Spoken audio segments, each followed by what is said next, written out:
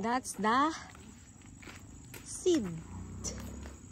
Nagpula-pula ang kamot na ako. Grabe ba? Ang anak po kapula ang kamot ni. Pretty bonita. That's my hand. That's a rubber seed. Seed.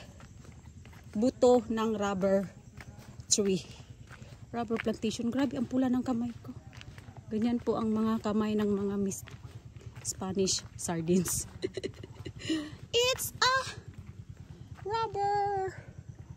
rubber seeds. Yun o, rubber po yan. Those are our rubber trees, guma.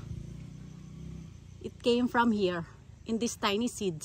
Hard po siya, tapos mabiyak na lang siya magiging plant. Okay?